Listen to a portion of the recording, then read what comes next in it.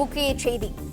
ஆளுநரை சந்திக்க புறப்பட்டிருக்கிறார் தாவேக தலைவர் விஜய். தாவேக எம்எல்ஏக்கள் 108 பேருடன் காங்கிரஸ் எம்எல்ஏக்கள் 5 பேர் என 113 எம்எல்ஏக்கள் ஆதரவுடன் ஆட்சி அமைக்க உரிமை கோர ஆளுநரை சந்திக்க புறப்பட்டிருக்கிறார் தாவேக தலைவர் விஜய்.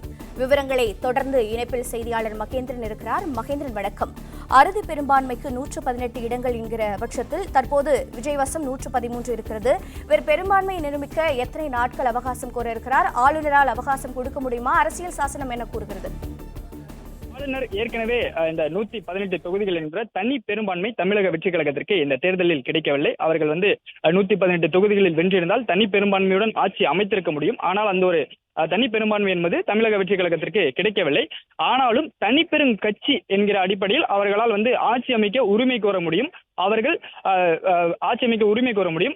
அதன் பிறகாக 2 வார காலம் அவகாசம் கேட்கப்பட்டிருக்கிறது. இவர்கள் 2 வார கால அவகாசம் கேட்டிருக்கிறார்கள் தங்களுடைய பெரும்பான்மையை நிரூபிப்பதற்கு.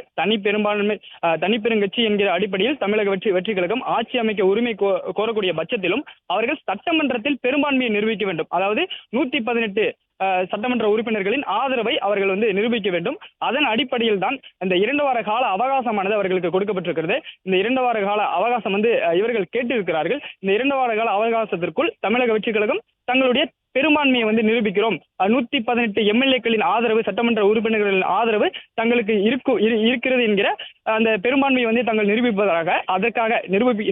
நிரூபிப்பதற்காக இந்த 2 வார கால அவகாசத்தை கேட்டிருக்கிறார்கள். ஆனால் தற்போது ஆட்சி அமைக்க உரிமை கூட அவர்களுக்கு உரிமை இருக்கிறது. ஏனென்றால் தனிப்பெரும் கட்சியாக வென்றிருக்கிறார்கள். 108 தொகுதிகளில் வெற்றி பெற்றிருக்கிறார்கள். இதன் அடிப்படையில் தனிப்பெரும் கட்சி என்கிற அடிப்படையில் அவர்கள் இன்று ஆளுநரை சந்தித்து தமிழக வெற்றி கழக தலைவர் விஜய் ஆட்சி அமைப்பதற்கு உரிமை கோருகிறார். இந்த 108 மட்டுமல்லாது காங்கிரஸ் கட்சியின் 5 சட்டமன்ற உறுப்பினர்களும் இன்றே ஆதரவு தெரிவித்திருக்கிறார்கள். 108 பிளஸ் இந்த 5 சட்டமன்ற உறுப்பினர்களின் 113 சட்டமன்ற இடங்களின் ஆதரவு தமிழக வெற்றி கழகத்திற்கு இருக்கிறது. தமிழக வெற்றி கழகத்தை பொறுத்தவரை அவர்களுடைய சட்டமன்ற உறுப்பினர்கள் ஏற்கனவே விஜயை சட்டமன்ற குழு தலைவராக ஒருமனதாக தேர்ந்தெடுத்து விட்டார்கள். விஜய் இந்த சட்டமன்ற உறுப்பினர்களுடன் ஆலோசனை நடத்தியிருந்தார். அந்த ஆலோசனை கூட்டத்தில் தமிழக வெற்றி கழக தலைவர் விஜயை அனைத்து சட்டமன்ற உறுப்பினர்களும் ஒருமனதாக தங்களுடைய சட்டமன்ற குழு தலைவராக தேர்ந்தெடுத்து அதற்கான கையெழுத்தையும் அவர்கள் போட்டுவிட்டு அந்த கடிதத்தை விஜயிடம் வழங்கிவிட்டார்கள். அந்த கடிதத்தில் அந்த ஆதரவு கடிதம், அதாவது தனக்கு இருக்கக்கூடிய தன்னுடைய கட்சியினுடைய எம்எல்ஏக்களின் ஆதரவு கடிதத்தையும் அதே போன்று காங்கிரஸ் கட்சி சார்பில் ஒரு ஆதரவு கடிதம் விஜயிடம் வழங்கப்பட்டிருக்கிறது.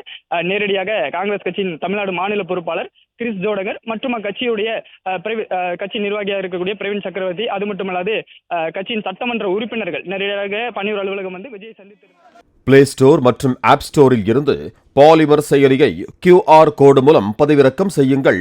செய்திகளை உடனுக்குடன் பெறுங்கள்.